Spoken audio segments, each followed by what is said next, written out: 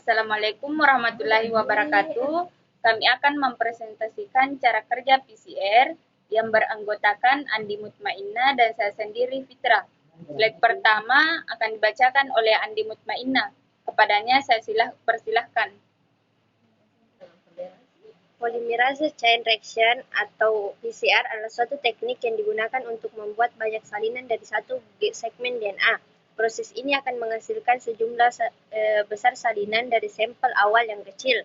Dengan adanya amplifikasi segmen DNA akan memungkinkan untuk mendeteksi virus atau bakteri patogen, identifikasi individu atau sidik jari DNA, dan beberapa penelitian ilmiah yang melibatkan manipulasi DNA. Terima kasih.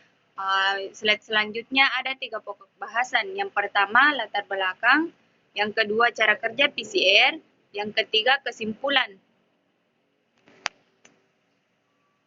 Yang pertama, latar belakang.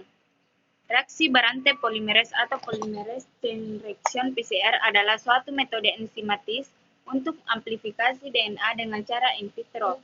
PCR ini pertama kali dikembangkan pada tahun 1985 oleh Carrie de Mullis.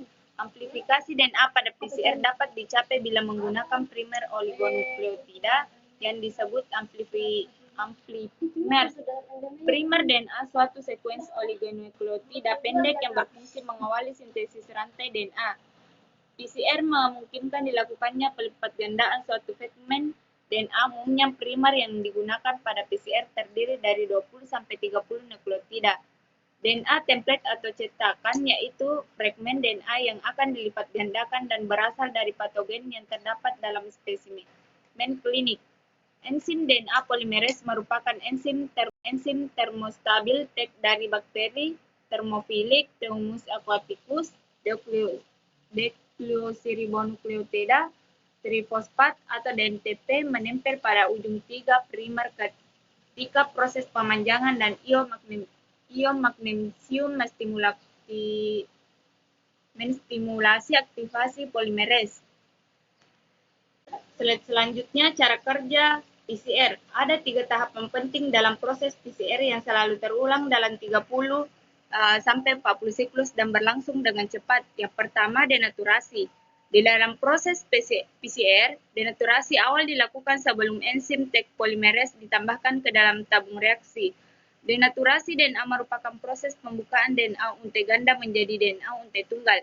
Yang kedua, annealing. Kriteria yang umum digunakan untuk merancang primer yang baik adalah bahwa primer sebaiknya berukuran 18-25 basa, mengandung 50-60% G tambah C, dan untuk kedua primer tersebut sebaiknya sama. Yang ketiga, perpanjangan primer atau extension. Selama tahap ini, tag polimerase melalui aktivitasnya memperpanjang DNA primer dari ujung 3, kecepatan penyusunan nukleotida oleh enzim tersebut pada suhu 72 derajat Celcius, diperkirakan 35-100 nukleotida per detik. Selanjutnya akan dibacakan oleh Andi Mutmainnah, saya persilahkan. Slide terakhir yaitu kesimpulan. PCR merupakan suatu proses sintesis enzimatik untuk melipat gandakan suatu sekuens nukleotida tertentu secara in vitro. PCR juga merupakan suatu teknik atau metode perbanyak atau replika DNA secara enzimatik tanpa menggunakan organisme. Itulah tadi presentasi dari kami. Lebih dan kurangnya mohon dimaafkan. Sekian, wassalamualaikum warahmatullahi wabarakatuh.